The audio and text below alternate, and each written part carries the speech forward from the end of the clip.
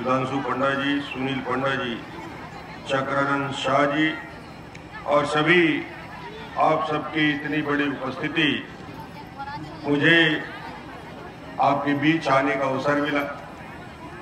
छत्तीसगढ़ से सुबह जब मैं निकला हेलीकॉप्टर से, पुरेंद्र मिश्रा जी मेरे साथ थे। मुझे पता ही नहीं चला कि कहाँ छत्तीसगढ़ समाप्त हुआ है, कहाँ उड़ीसा की सीमा लगती है। ऐसा लगता ही नहीं कि मैं दूसरे राज्य में आया हूँ। वही मिट्टी है, वही पानी है, वही पेड़ है, वैसे ही सीधे साधे अच्छे लोग हैं। यहाँ भी चावल खाते हैं, हम लोग भी चावल खाते हैं। महानदी का वरदान आपको भी है, हमको भी है, और आप भी माँ समलेश्वरी को जयकारा लगाते हैं, पूजा करते हैं। हम लोग भी माँ समलेश्वरी के दर्शन पूजा को अपना सौभाग्य मानते हैं। भगवान जगन्नाथ की कृपा आप पर भी है, और हम लोग की भी मान्यता है कि देवभोग का चावल जब तक प्रसाद के रूप में ना चढ़े, छत्तीसगढ़ियों को संतुष्टि नहीं होती, क्योंकि जगन्नाथ का प्रसाद जगह पसारे हाथ। तो ये जगन्नाथ भगवान की कृपा आप पर भी है।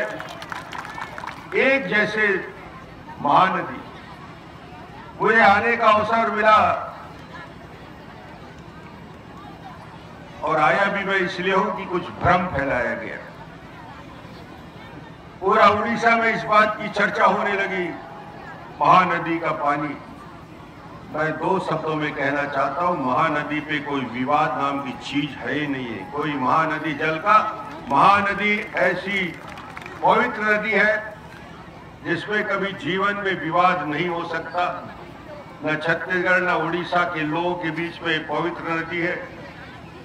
राज्य में महानदी के संगम में कुंभ का दर्शन होता है, कुंभ के स्नान करते हैं। जहां तक सवाल राजनीति का मुद्दा है, सिर्फ राजनीतिक कारणों से महानदी को मुद्दा बनाया जाता है। इसलिए मैं यहाँ आपके बीच आया हूँ कि महानदी का जल, महानदी का पानी, इसका जो कैचमेंट एरिया है, जहां से पानी आता है, सियावा से चल के हीराकुंड डैम तक 350 किलोमीटर की यात्रा महानदी करती है, और उसके बाद नीचे समुद्र में जाने के पहले करीब करीब 500 किलोमीटर उड़ीसा में बहती है। 87% कैचमेंट, 13% कैचमेंट उड़ीसा में। अथाह जल है महानदी में। हम इस पानी का उपयोग कितना करते हैं? महानदी के पूरे पानी का जो समुद्र में बह जाता है, छत्तीसगढ़ सिर्फ और सिर्फ 4% उस पानी का उपयोग करता है, और उड़ीसा 13%। बाकी 80 से 82% पानी समुद्र में बह के चला जाता है। 82% महानदी का पानी।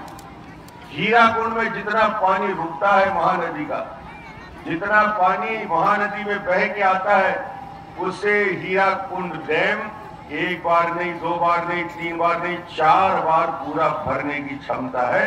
ये नेता लोग ही इसको भ्रम फैला रहे हैं कि 82% पानी समुद्र में जा रहा है। भैया उसको तो रोको, उसका कुछ उपयोग करो। 50 साल से 60 साल से उसका उपयोग नहीं हुआ, सिल्ट जमा हो गया, उसको निकालने का उपाय कहीं नहीं हुआ। इस पूरे इलाका में असिंचित है, यहाँ सिंचित बनाने का काम नहीं हो सकता। मुद्दा कभी महानदी बन नहीं सकता।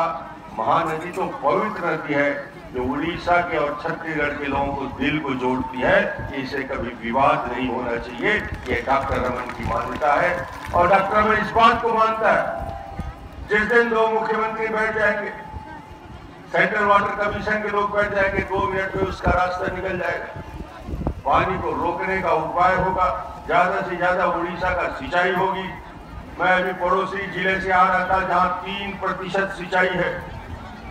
अब भैया इतना विवाद करके, इतना आंदोलन करने की जरूरत नहीं है।